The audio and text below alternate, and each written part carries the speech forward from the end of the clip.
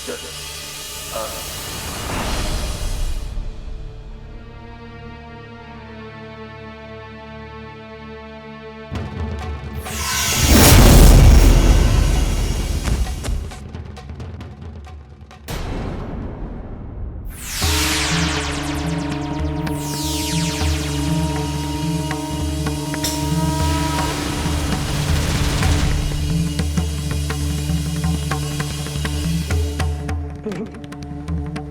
आप? प्रभु प्रभु आप यहाँ स्वयं? हाँ हनुमान, अब तुम्हारे अभियान का अंतिम चरण आरंभ होगा, इसलिए मुझे स्वयं तुम्हें मूर्छा से जगाने आना पड़ा। कहे प्रभु। कैसे? आप जाओ अंजना को लेकर पूर्ण लोक से मेरे पास कैलाश। जो आज्ञा प्रभु। और आप हनुमान, आप हमारे साथ चलिए। जो आज्ञा प्रभु।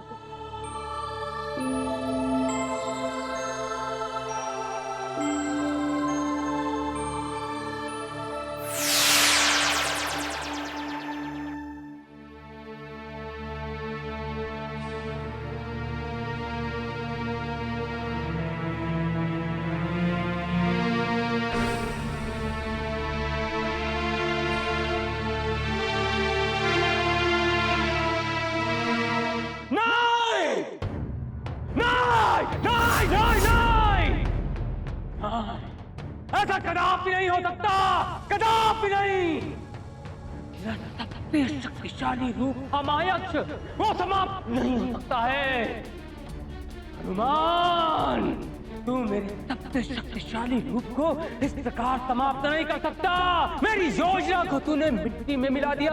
हनुमान, अब मैं तुझे मृत्यु के घाट उतारूंगा। नहीं चाहिए मुझे किसी की सहायता, कदापि नहीं, कदापि नहीं। अब मैं तुझे मृत्यु के घाट उतारने के पश्चात स्वयं ही इंद्र से अपना प्रतिशोध लूंगा।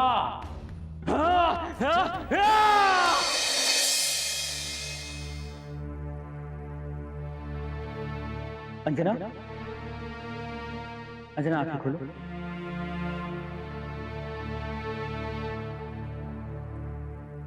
मेरा तप पूर्ण हुआ स्वामी। अब हनुमान को सुरक्षित करने वाली शक्तियों से मैं संपन्न कर सकती हूँ। अस्तु अंजना, अवश्य देना। किंतु अभी हम दोनों को प्रभु शिव ने बुलाया है कैलाश पर। हनुमान के अभियान का अंतिम चरण आरंभ हो चुका है। ना जाने और कौन कौन सी विद्याएं आनी बाकी। आप निश्चिंत रहें स्वामी। अब हनुमान को कोई विपदा छू भी नहीं सकती। चलिए।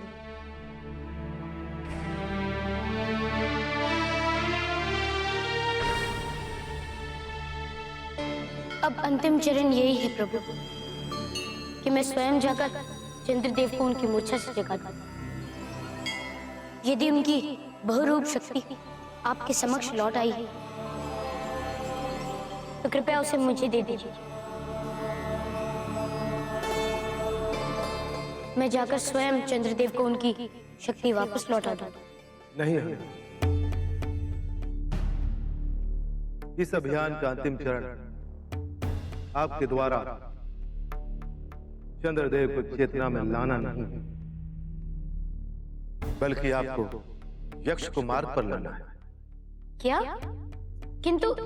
किंतु मैंने तो यक्षदेव के सारे रूपों को समाप्त कर दिया था। फिर क्या बचा? मूल यक्ष। मूल यक्ष? हाँ हनुमान, वही मूल यक्ष जिसे पुनर्जीवन, पुनर्चेतन और बहुरूप शक्ति की सहायता से शुक्राचार्य ने एक शांत यक्ष से एक प्रतिशोधी योद्धा में बदल दिया है। और अब उसके 14 रूपों की शक्ति भी समाहित है। इसीलिए उसे परास्त करना इतना सरल नहीं होगा हनुमान। इसी कार्य हेतु मैंने सभी को यहां आमंत्रित किया है।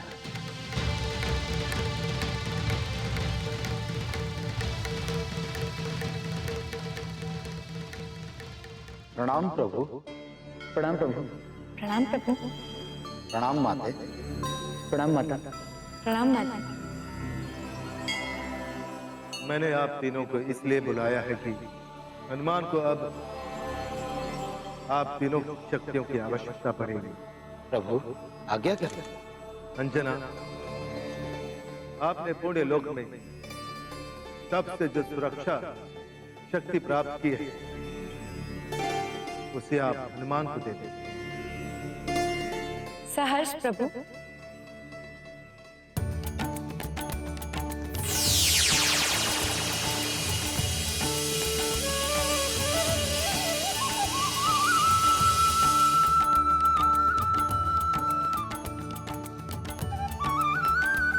केसरी, अब आप अपने 10 सहस्त्र गजों का बल हनुमान को प्रदान करें।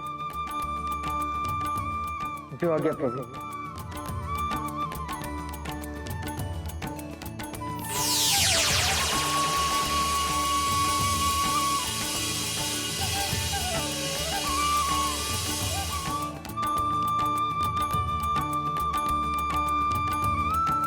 देवराज,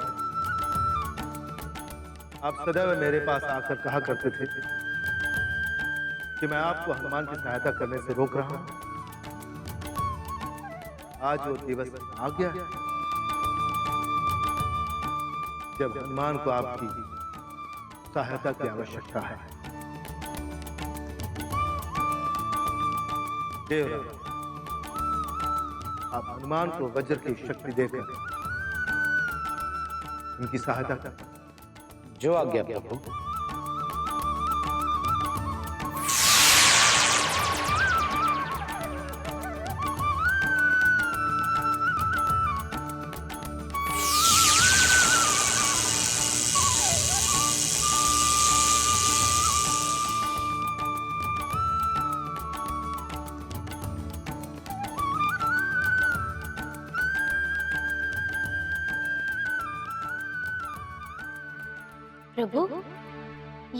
प्रभु ये तो हनुमान, इस गदा में आपकी और इंद्र की सारी शक्तियां समाहित हैं। जाओ हनुमान, मेरा विजय आशीष तुम्हारे साथ है।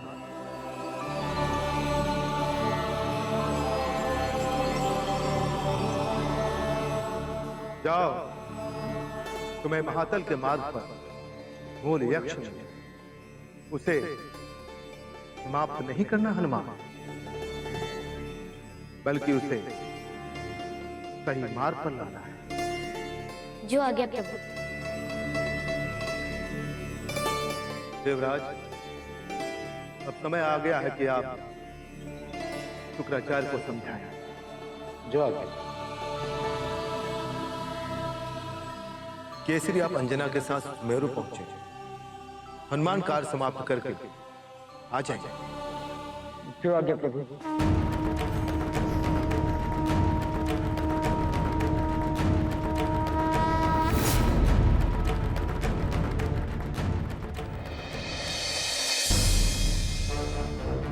हनुमान, कहां छुपा है?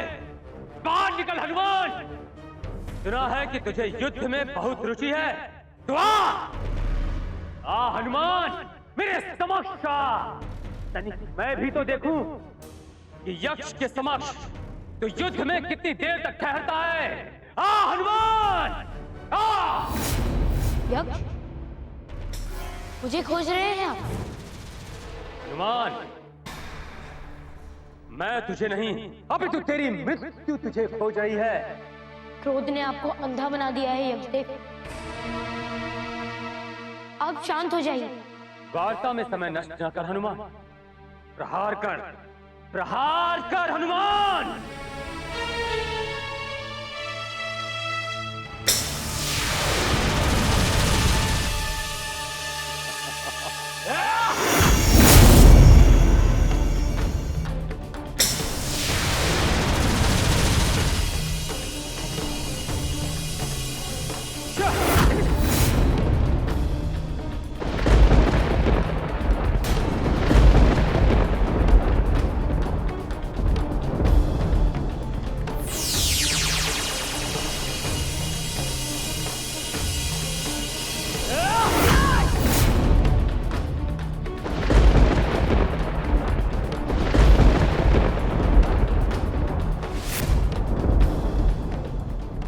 हनुमान की सहायता के लिए जाना होगा।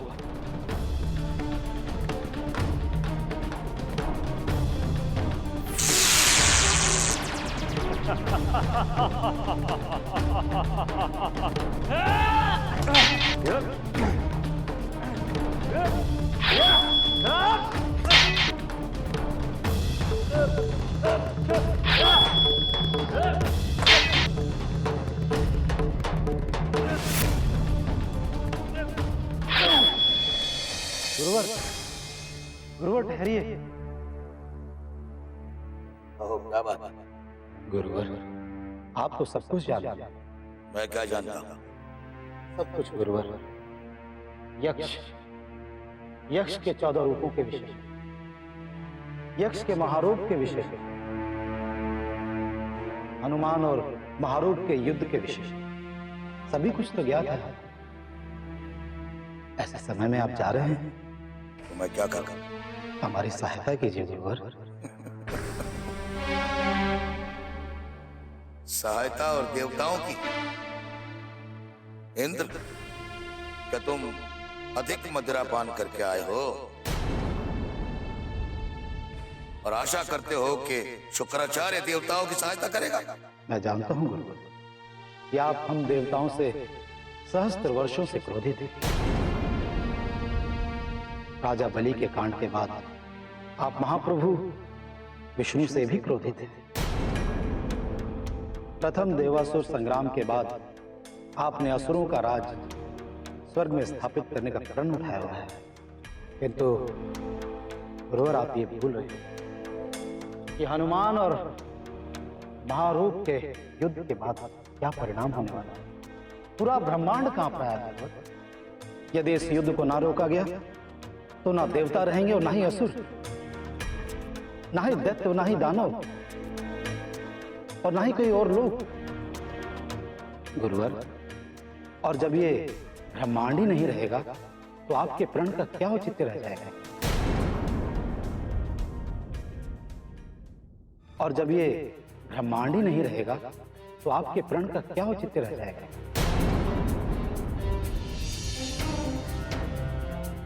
गुरुवर, सोच विचार में अपना समय व्यर्थ ना गवाइए। ये वो घड़ी है गुरुवर जब हनुमान की सहायता करने के लिए समस्त लोकों के राजा यहां उपस्थित थे। आपके द्वारा बनाया गया वो यक्ष वो संहारण शक्ति है जो ब्रह्मांड को नष्ट करके ही समाप्त हो गई। गुरुवर, क्या आप इस ब्रह्मांड के समाप्त होने का कारण बनना चाहेंगे? किंतु गुरुवर, इसे हम बालकों की विनती मान लीजिए। हम सबका अग्रज होने के नाते मैं आपसे प्रार्थना करता हूं, एक बार, मात्र एक बार, आप अपना क्रोध और अपनी प्रतिज्ञा को हटाकर इस ब्रह्मांड के बारे में सोचिए, इस पर विचार कीजिए गुरुदेव। बस एक बार, और ये अंतिम बार होगा कि मैं किसी देवता के कहने पर देवताओं की सहायता करूंगा, और वो भी इसलिए कि मैं अपने प्रिय असुरों को नष्ट होता नहीं देख सकता। जैसा आप कहें। अब यहां रहकर समय व्यर्थ ना गवाइए।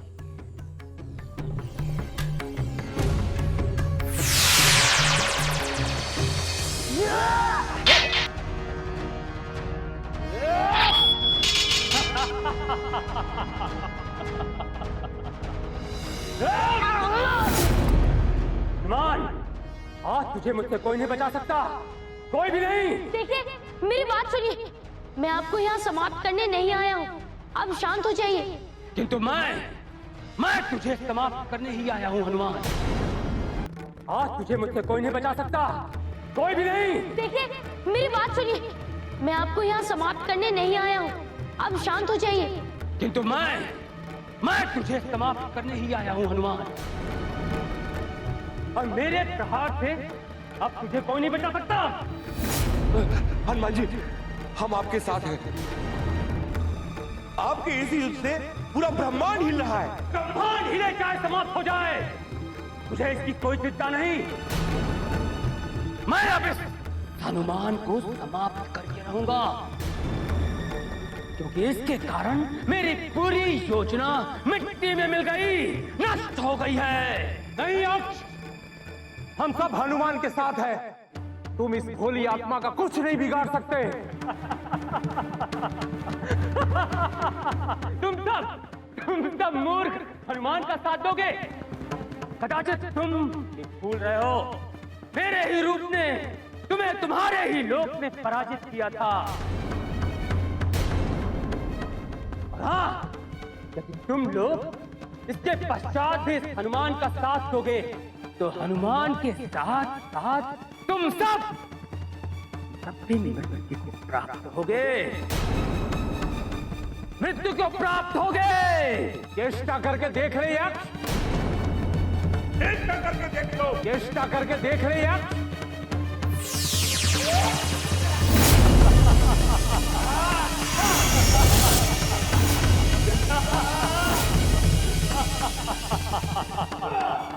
हो चुका। प्रभु, यक्ष पर तो किसी भी लोक के स्वामी की शक्ति का प्रभाव हो ही नहीं रहा है।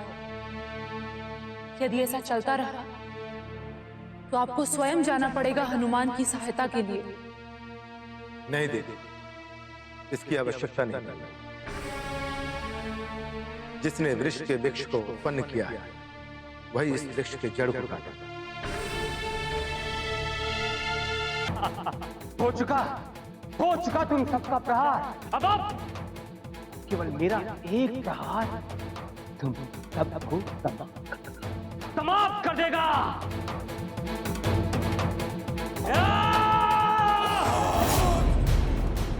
नहीं यक्ष, गुरुदेव, तुम कदाचित ऐसा कुछ नहीं करोगे।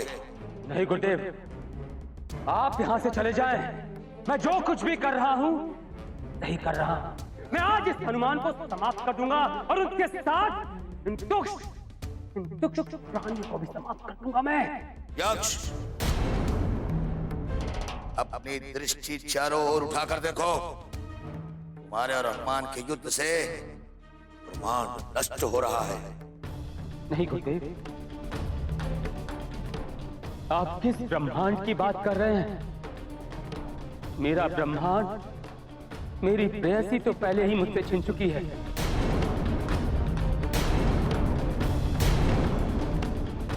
और अब इस यक्ष को किसी भी ब्रह्मांड की कोई चिंता नहीं है गुरुदेव, कोई भी चिंता नहीं है। नहीं यक्ष, तुम अपने व्यक्तिगत क्रोध में ब्रह्मांड नष्ट नहीं करोगे। तुम भूल रहे हो कि तुम मेरे शिष्य हो और तुम मेरे वचनबद्ध हो। गुरुदेव, यदि ऐसी बात है तो आज और जिस क्षण से मैं आपका शिष्य नहीं और आप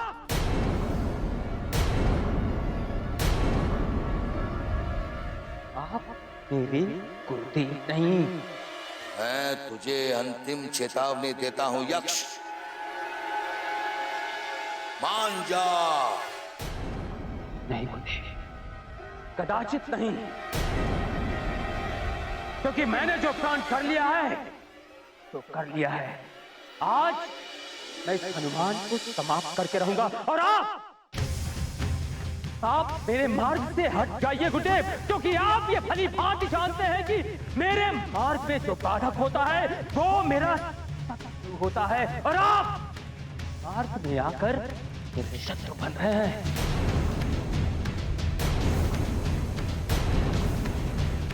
और इस कारण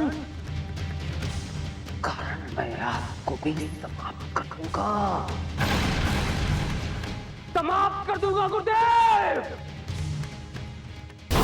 मैं इस हनुमान को समाप्त करके रहूंगा और आप मेरे मार्ग से हट जाइए गुरुदेव, क्योंकि आप ये भली भांति जानते हैं कि मेरे मार्ग में जो बाधक होता है वो मेरा शत्रु होता है, और आप मार्ग में आकर मेरे शत्रु बन रहे हैं।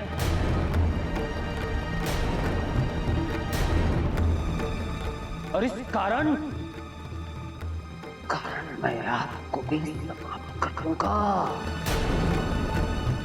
समाप्त कर दूंगा गुरुदेव।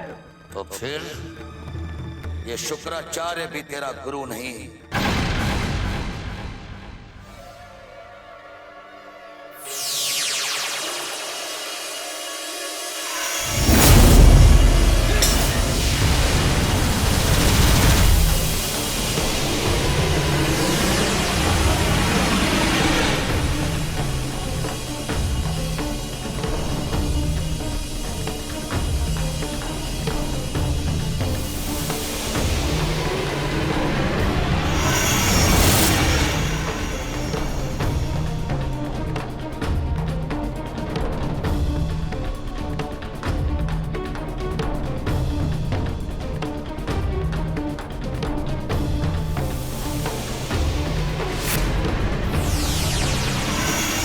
ऐसा प्रतीत हो रहा है जैसे मैं बहुत समय के पश्चात निद्रा से जागा। हे प्रभु, चंद्रपिंड पृथ्वी से दूर जा रहा है, मुझे इसे इसकी कक्षा में स्थापित करना होगा।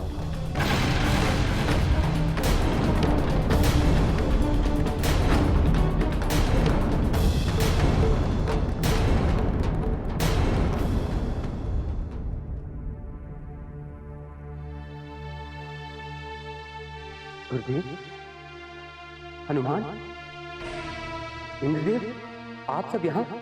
यक्ष जी, यक्ष जी, क्या आपको कुछ भी ज्ञात नहीं? कुछ भी स्मरण नहीं कि आप अभी क्या कर रहे थे? नहीं हनुमान। वो मेरी शक्ति के वशीभूत था हनुमान। अब ये वही साधारण यक्ष है जिसे राजा केसरी ने सुमेरु में शरण दी थी हनुमान। किंतु ये शरीरस्त्राण,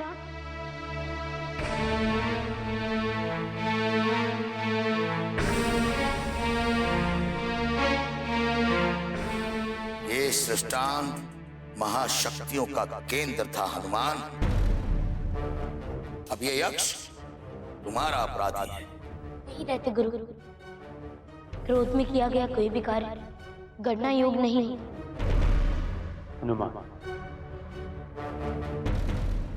मुझे क्षमा कर दे, मैं आपका दोषी हूं। मैं आपका ही नहीं हनुमान, अपितु मैं आप सभी का दोषी हूं। आप सब जो भी दंड मुझे देंगे वो मुझे स्वीकार्य होगा। अपने 14 जन्मों तक सभी लोगों के दंड मुझे स्वीकार होंगे।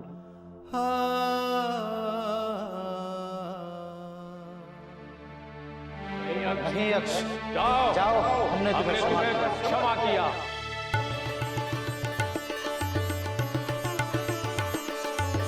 वाह प्रभु वाह, आज जो दृश्य है वो सदा सदा के लिए बना रहे तो। अर्थात हनुमान, आप देखिए, सभी लोगों के स्वामी यहाँ एक साथ एक ही उद्देश्य की पूर्ति हेतु कंधे से कंधा मिलाकर खड़े हैं। यदि हम चाहें तो पूरे ब्रह्मांड में सदा सदा के लिए शांति बनाए रख सकते हैं। शांति तो हम भी चाहते हैं हनुमान, परंतु कुछ न कुछ ऐसा हो ही जाता है कि हमें भी क्रोधित होना पड़ता है। किंतु हम सब इस शांति को बनाए रखने का प्रयास करेंगे हनुमान। आपके कारण ही हमने ये सीखा है कि सदाचार से ही जीवों को भला। मैं भी देखता हूँ ये शांति और सदाचार कब तक बना रहता है। मेरी साधना का समय हो रहा है हनुमान, मुझे आज्ञा दीजिए।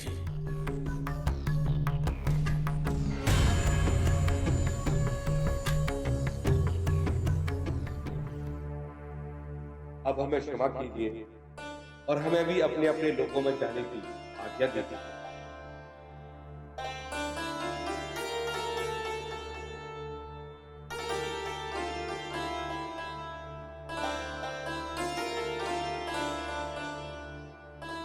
यक्ष जी, इतना सब प्रमाद क्यों? हनुमान, ये सब इनके कारण हुआ है।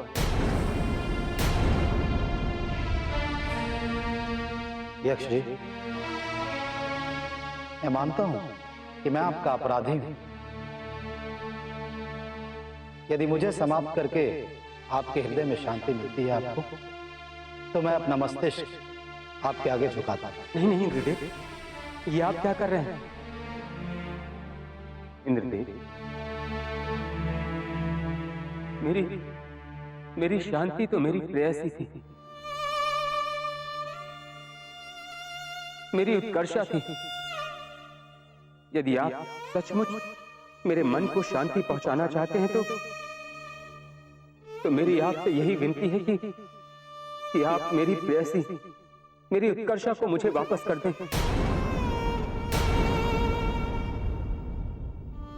मैं अपने पाप के प्रायश्चित हेतु आपकी इच्छा अवश्य पूर्ण करूंगा यक्ष।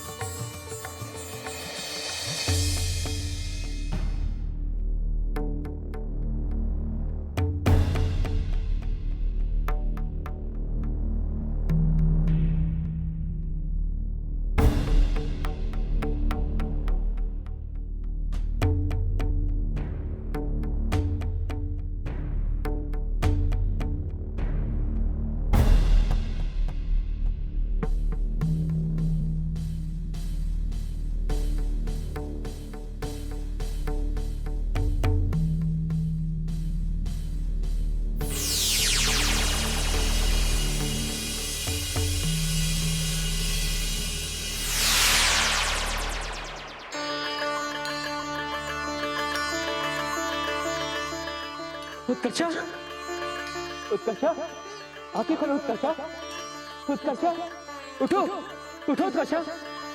देखो, देखो तुम्हारा यक्ष तुम्हारे समीप है। उठो। इंद्रदेव,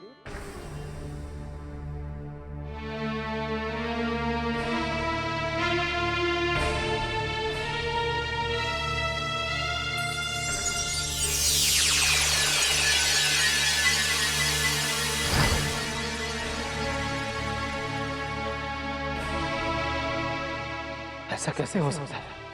क्या हुआ देवराज? मुझे उत्कर्षा की आत्मा स्वर्ग में भी कहीं दिखाई नहीं दे रही हनुमान।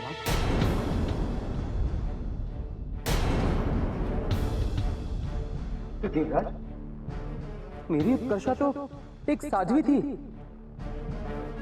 इंद्रदेव, यदि मेरी उत्कर्षा की आत्मा स्वर्गलोक में नहीं है तो कहां है? इंद्रदेव, आपने तो मुझे वचन दिया था कि आप मुझे मेरी उत्कर्षा वापस करेंगे, उसे जीवित मुझे लौटा देंगे।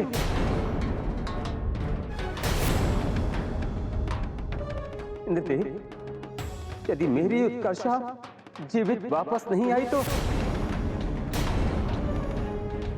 स्मरण रहे आपको कि मैं भी जीवित नहीं रहूंगा।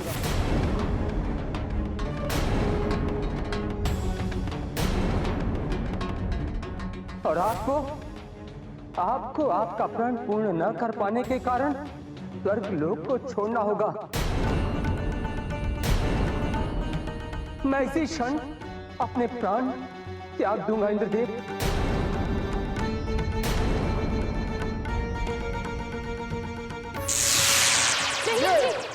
रुक जाइए। आत्महत्या करना पाप है, आप ऐसा मत कीजिए। हनुमान, मैं अपनी उत्कर्षा के बिना जीवित भी तो नहीं रह सकता। मैं क्या करूं?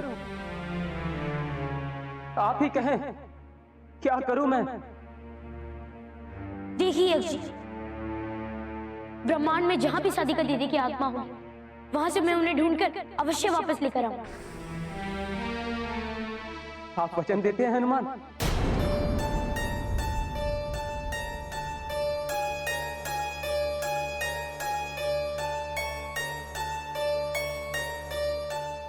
हाँ यक्ष जी।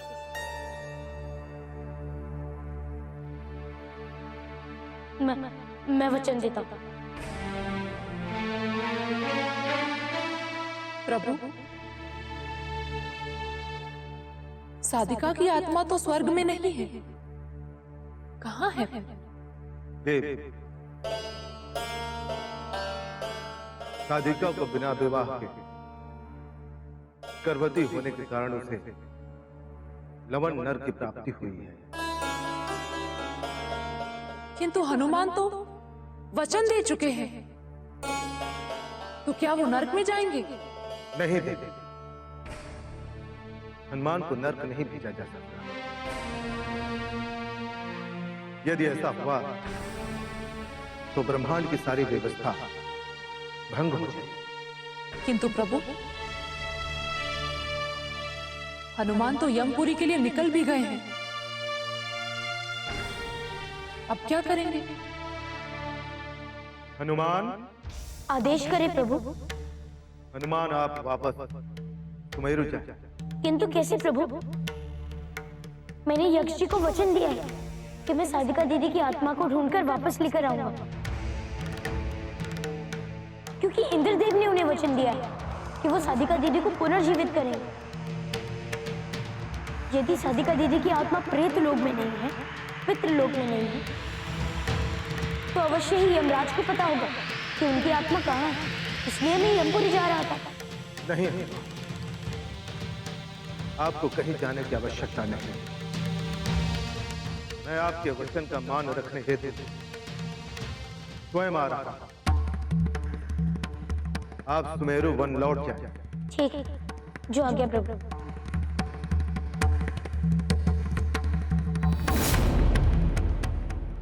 उत्कर्षा,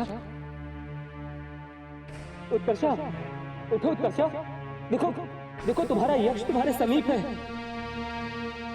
उठो उत्कर्षा। इंद्रदेव, यदि मेरी उत्कर्षा जीवित न हुई तो मेरे जीवन का कोई अर्थ नहीं होगा। इंद्रदेव, मैं अपनी सारी चेष्टाएं कर चुका हूं,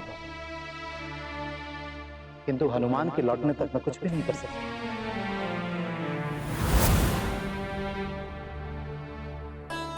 हनुमान, हनुमान क्या हुआ? मेरी उत्कर्षा की आत्मा का कुछ पता चला? बताइए ना हनुमान। नहीं यक्ष जी, किंतु महादेव ने मुझे वापस लौटने का आदेश दे दिया। क्या? किंतु महादेव ने आपको ऐसा क्यों कहा? हनुमान क्या हुआ? मेरी उत्कर्षा की आत्मा का कुछ पता चला? बताइए ना हनुमान। नहीं यक्ष जी, किंतु महादेव ने मुझे वापस लौटने का आदेश दे दिया। क्या? किंतु महादेव ने आपको ऐसा क्यों कहा? प्रभु, प्रभु, आप मेरे साथ ऐसा क्यों कर रहे हैं? बताइए मुझे। आप तो जानते हैं कि मैं अपनी उत्कर्षा के बिना जीवित नहीं रह सकता। प्रभु, प्रभु, आप मेरे साथ ऐसा क्यों कर रहे हैं? मेरी उत्कर्षा की आत्मा कहाँ है प्रभु? प्रभु, यदि मेरी उत्कर्षा जीवित ना हुई तो मैं भी अपने प्राण त्याग दूंगा। मेरी उत्कर्षा की देह यहाँ पर निष्प्राण पड़ी हुई है, तो मेरे देह में प्राण की कोई आवश्यकता नहीं प्रभु। मैं इसी क्षण अपने प्राण त्याग दूंगा। मैं इसी क्षण अपने प्राण त्याग दूंगा। इसी क्षण अपने प्राण त्याग दूंगा। ठहरो, ऐसा अनर्थ ना करो। हम जानते हैं तुम उत्कर्षा से कितना प्रेम करते हो, किंतु तुम्हें थोड़ा धैर्य धारण करना होगा। क्यों प्रभु? क्यों धैर्य रखना होगा मुझे? उत्कर्षा की आत्मा को कुंभीपा नर्क से आने में थोड़ा समय तो लगेगा ही यक्ष। उस समय तक तुम्हें प्रतीक्षा करनी ही होगी। क्या? मेरी उत्कर्षा की आत्मा नर्क में? किंतु ऐसा क्यों प्रभु? मुझे ज्ञान दें। इसका कारण तुम भी जानते हो यक्ष। बिना विवाह किए तुम दोनों एक साथ रह ही नहीं रहे थे, बल्कि तुम्हारे गर्भ से उत्कर्षा गर्भिणी भी हो गई।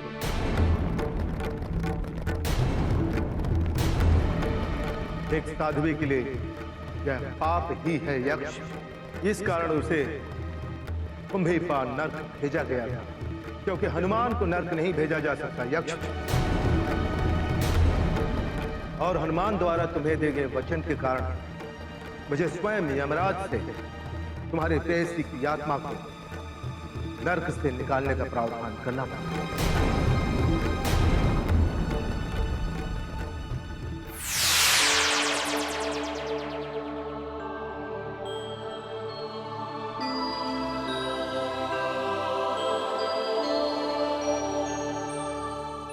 देहम प्रवेशम।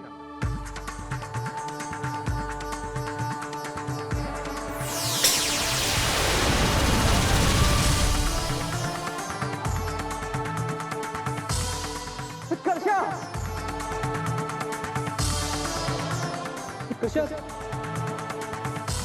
उठो, तुम जीवित हो गई। उठो।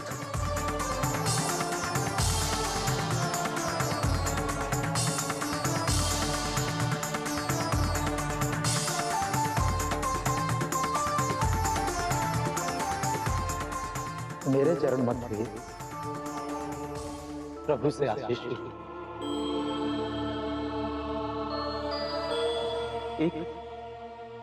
एक साधिका और एक यक्ष का रीतिगत विवाह कैसे हो सकता है प्रभु? कैसे हो सकता है? और मैं अपनी साधिका को नर्क का भोगी नहीं बना सकता। आप ही बताएं प्रभु कि हम क्या करें। प्रभु, इसका कोई तो उपाय कीजिए प्रभु।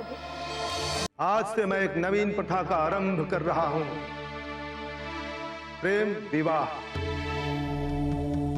यक्ष, उत्कर्षा, आज के उपरांत जो भी युगल अपने इष्ट का ध्यान करके एक दूसरे को रक्त पुष्प की माला पहनाएंगे, रक्त पुष्प की माला पहनाकर एक दूसरे को पति पत्नी होने का वचन देगा, वो इस प्रेम विवाह के विधान में पति पत्नी घोषित होगा।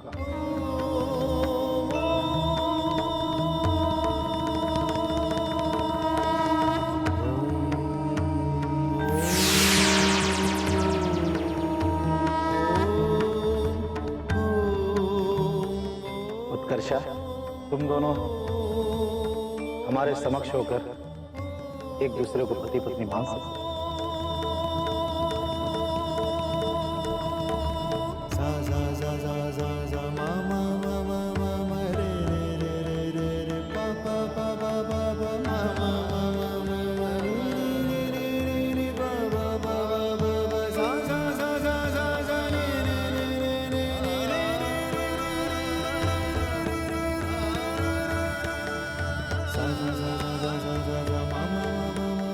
धन्यवाद इंद्र। बधाई हो यक्ष।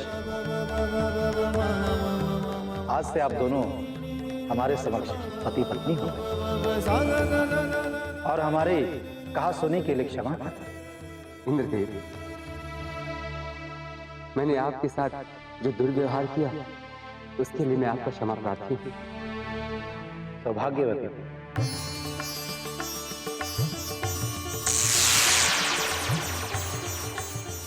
ये सब आपके कारण हुआ है हनुमान। मुझे आशीष दे कि मेरा पुत्र आपके जैसा हो। नहीं नहीं साधिका दीदी, आप मुझसे बड़ी है ना, तो आपको मुझसे आशीष लेने की कोई आवश्यकता नहीं, बल्कि मैं प्रार्थना करता हूँ कि आप दोनों का दाम्पत्य जीवन सुखी, सरल और सौम्य रहे। और इस प्रकार हनुमान महागाथा का द्वितीय भाग समाप्त होता है।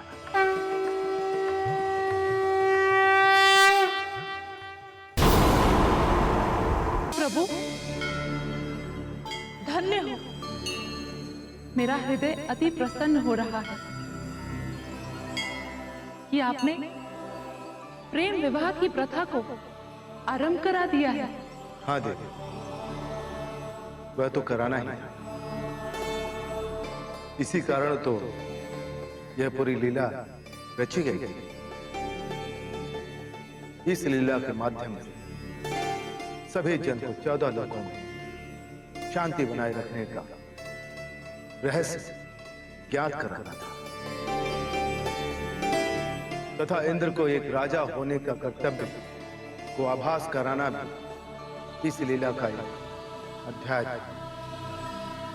और हनुमान के कारण ये लीला सफलतापूर्वक संपन्न हो सकी है। हाँ, किंतु प्रभु, मेरे हृदय में एक प्रश्न उठ रहा है। निसंकोच कहिए देवी, आप तो हमारी प्रिय है। आपको हमसे प्रश्न करने में संकोच कैसा? प्रभु, हनुमान के कार्य से न केवल आप किंतु मैं भी अति प्रसन्न हूं। किंतु प्रभु, हनुमान के सुमेरु वन में एक डाकू के कारण सभी गायें मृत पड़ी हैं। अब सुमेरु वन के बालकों के लिए और आपके अभिषेक के लिए दुगध कहां से आएगा? देवी, आप तो नाहक ही चिंतित हैं। हमें पता है देवी, सुमेरु से सभी गायें समाप्त हो चुकी हैं और उसका उपाय भी हमने सोच लिया है देवी। कैसा उपाय प्रभु?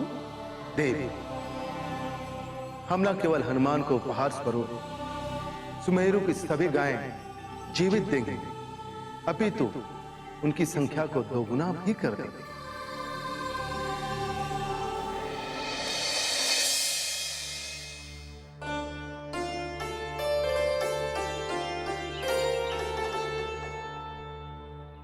सुमेरु वन इसी प्रकार सुखी रहे, यही मेरी आपसे प्रार्थना है प्रभु। हनुमान लौट आए। हाँ, चलो रे चलो। हनुमान जी की जय, हनुमान जी की जय, हनुमान जी की जय, हनुमान की जय। ये हनुमान महल में सब क्या कर रहे हैं? हनुमान की जय, हनुमान की जय, हनुमान की जय, हनुमान की जय, हनुमान की जय। अरे ये क्या, तुम अभी तक फूलों की टोकरी लिए घूम रहे हो? द्वार पर बंधन में सजाया है नहीं? जल्दी करो, हनुमान आते ही होंगे। अरे राज दरबार आरंभ होने से पूर्व ये काम होगा या नहीं? अभी हो जाता है महारानी जी। मैं वंदनमाल लेने ही जा रहा था। जाओ। और तुम इधर आओ। तुम देखो कि बूंदी तैयार हुई है नहीं। हनुमान को बूंदी अति प्रिय है। जाओ।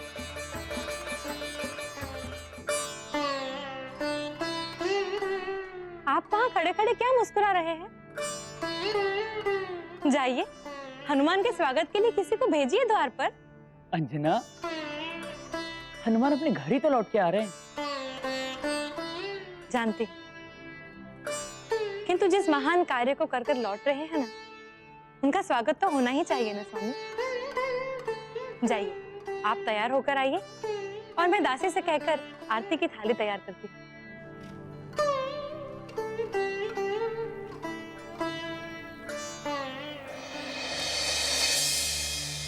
क्या हुआ प्रभु? आप मुस्कुरा क्यों रहे हैं? हमें तो अंजना के व्याकुलता पर हंसी आ रही है। हनुमान अपने वन से ही तो वापस घर लौट रहे हैं और इतना बड़ा कार्य हनुमान ने प्रथम बार नहीं किया है, तो अंजना इतना हतोत्साहित और व्याकुल क्यों? इस प्रकार की बड़ी घटना को हनुमान ने भले ही प्रथम बार में संपूर्ण ना किया हो,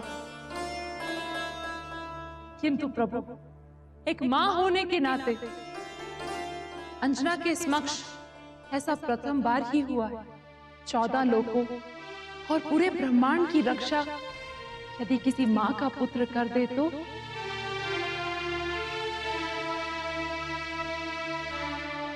उसके लिए कितनी बड़ी प्रसन्नता का विषय होगा ये। क्या आपको स्मरण नहीं है प्रभु, जब हमारे पुत्र गणेश ने प्रथम पूज्य और स्वर्ग के सिंहासन की दौड़ को जीतने के लिए हमें बिठाकर हमारे ही 7 चक्कर लिए थे, जबकि सभी देवता पूरे ब्रह्मांड का एक चक्कर लगाने गए थे। हाँ दीदी, इसी बुद्धिमता के कारण तो गणेश को प्रथम पूज्य का सम्मान मिला। और उस दिन मुझसे अधिक प्रसन्न कौन हुआ था प्रभु? कोई भी नहीं।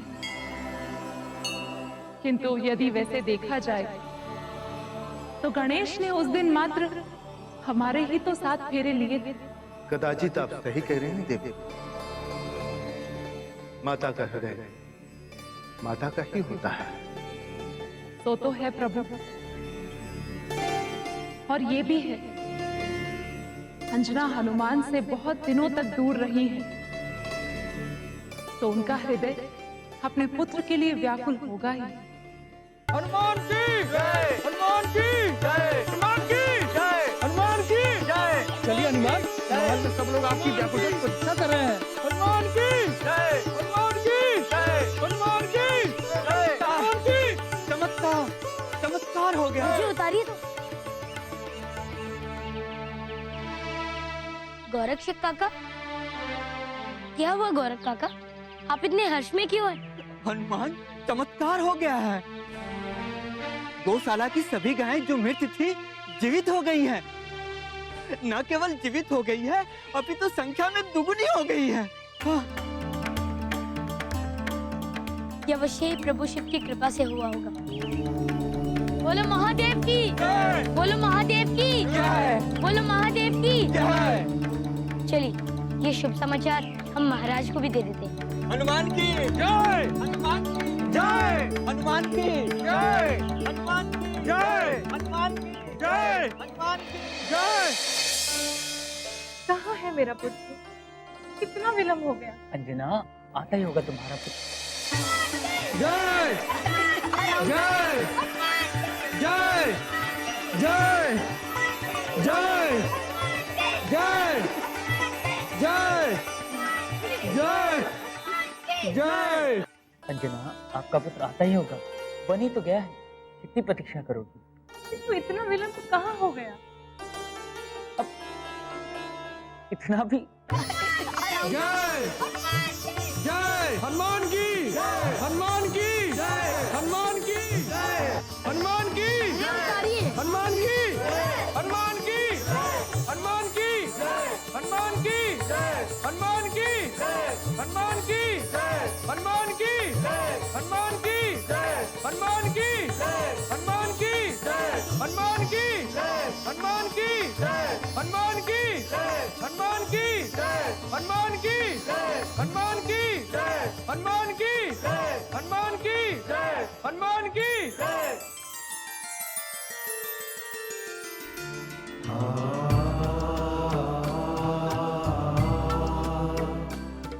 हनुमान पुत्र, आपको पुनः देखकर हृदय प्रसन्न हो गया। क्यों ना हो, मेरा पुत्र इतना महान कार्य कर कर जो लौटा है, चाहो और उसकी कीर्ति की चर्चाएं हो रही है। इससे अधिक आह्लादकारी समाचार और क्या हो सकते हैं? पिताश्री,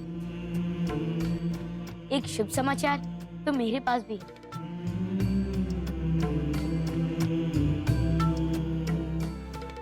गौरक्षक, बताइए क्या शुभ समाचार है?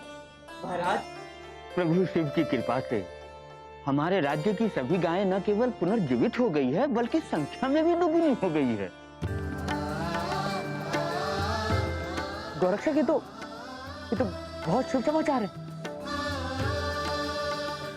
हनुमान पुत्र, आज इस दिवस पर जब तुम 14 लोगों से यक्ष का आतंक समाप्त करके आया हूं। और तुम्हारी गाय भी पुनर्जीवित हो गई और दुगनी भी हो गई। तो पुत्र, अब आप ही बताएं कि इस पल को कैसे समारोहित किया जाए। पिताश्री, इस राज्य के राजा आप हैं। समारोह घोषित करने का अधिकार मुझे नहीं, आपको है।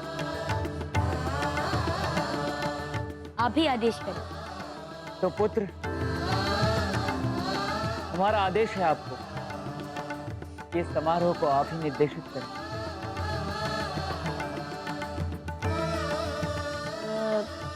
पिताश्री, मेरे विचार से जिन महादेव की हम पर इतनी कृपा है, सर्वप्रथम सभी गायों का प्रथम दुग्ध दोहन करके हम महादेव का अभिषेक करते हैं। तदोपरांत उसी अभिषेक दुग्ध की खीर बनाकर महादेव के आशीष रूप में पूरे राज्य में बंटवा दिए। हनुमान की, हनुमान की, हनुमान की, हनुमान की, हनुमान की, हनुमान की।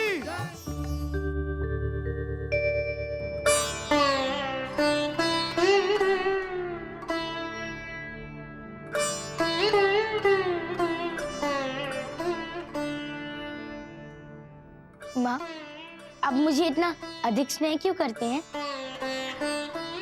ये कैसा प्रश्न पूछ लिया पुत्र। इस प्रश्न का उत्तर तो संसार की कोई भी माँ नहीं दे सकती।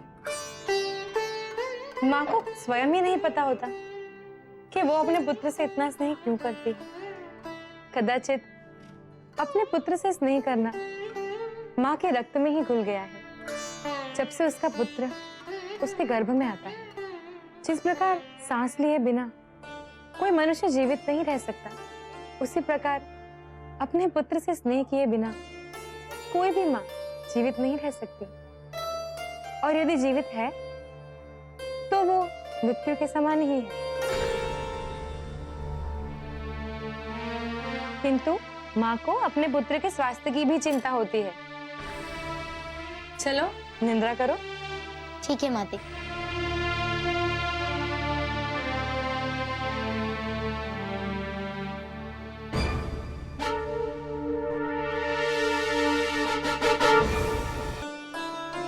माँ, क्या पुत्र?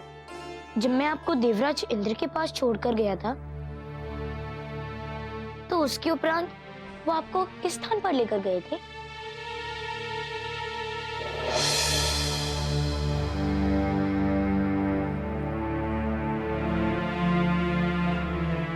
महाराज, महारानी, ये है पुण्य लोक। आप दोनों हनुमान के अभियान समाप्त होने तक उनकी यहाँ प्रतीक्षा कर सकते। जब तुम हमें देवराज इंद्र के पास छोड़कर गए पुत्र, उसके पश्चात वो हमें पुण्यलोक लेकर गए ताकि हम दोनों सुरक्षित रह सकें। मैं और तुम्हारे पिताश्री तो पुण्यलोक में प्रवेश कर गए, किंतु देवराज इंद्र पुण्यलोक में प्रवेश नहीं कर पाए। क्यों माते? क्योंकि पुत्र, देवराज इंद्र कह रहे थे कि उस समय वे पापग्रस्त थे और पुण्यलोक में कोई भी पापी प्रवेश नहीं कर सकता। हाँ माते, क्योंकि उन्हीं के पात्र के कारण साधिका दीदी की मृत्यु हो गई। फिर क्या हुआ? फिर पुत्र, मुझे तुम्हारी चिंता होने लगी और इसी कारण मैं पुण्यलोक में ध्यानस्थ हो गई और पुण्यलोक की सारी शक्तियां एकत्रित करने लगी। अच्छा, इसलिए मुझे आपसे इतना शक्ति और बल मिल सका। हाँ पुत्र, पुण्यलोक की शक्तियों के कारण ही वो संभव हो सका। पता है माते, जब मैं पितृलोक में गया तो वहां मुझे अपने नाना जी के भी दर्शन हुए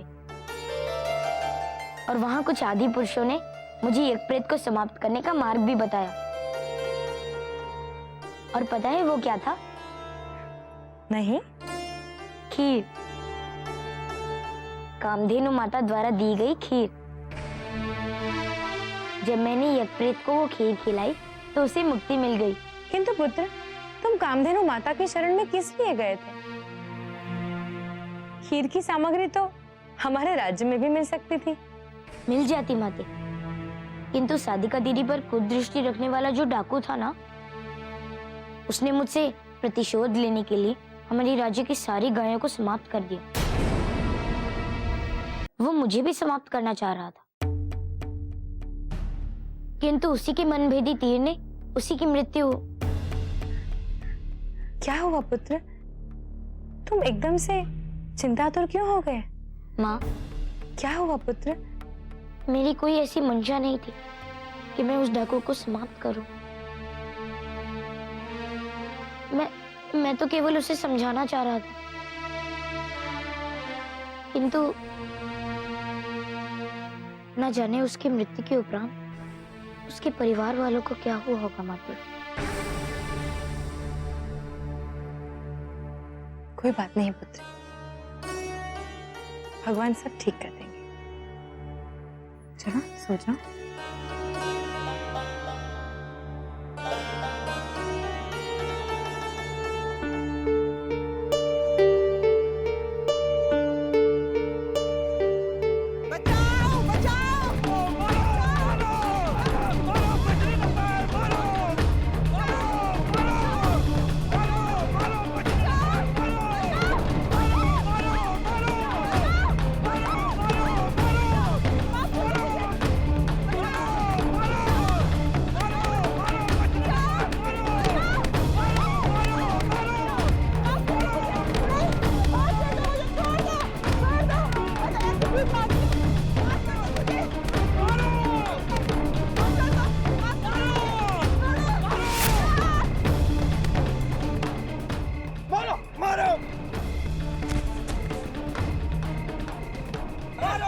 अरे सुमेरु में प्रवेश कर गई।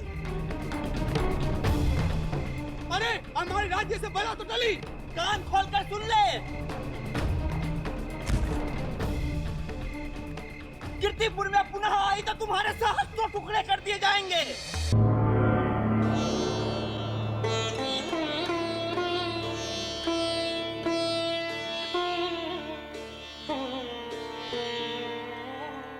प्रभु, मेरी भूल से जो डाकू मारा गया, यदि किसी भी प्रकार मैं उसके परिवार की सहायता कर सका तो मैं यही समझूंगा कि आपके आशीर्वाद से मुझे मेरे पापों का प्रायश्चित करने का अवसर मिला है।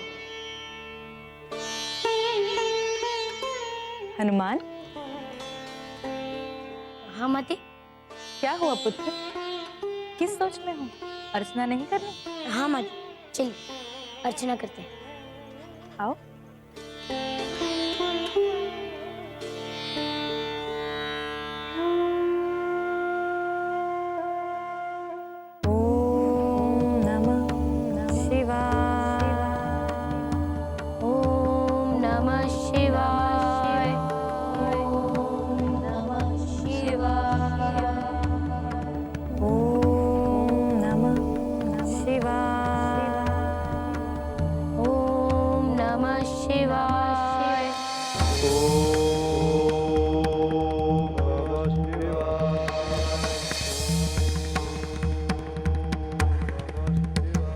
प्रभु, ये कौन भक्त है जिसकी भक्ति से सारा कैलाश गुंजायमान हो उठा है? देव, यह हमारे भक्त रुद्रकेतु की पुकार है, जो हमें प्रसन्न करने के लिए तप कर रहे हैं। तो क्या आप प्रसन्न नहीं हुए प्रभु? अब तो उसके भक्ति के प्रभाव से पूरा कैलाश गूंज रहा है। पहले तो आप अपने किसी भी भक्त के एक बार पुकारने पर उसके समक्ष चले जाते थे, फिर आज इतना विलंब क्यों प्रभु? इस विलंब का कारण है देवी, हम इस सोच में है देवी की वो हमसे क्या मांगेगा।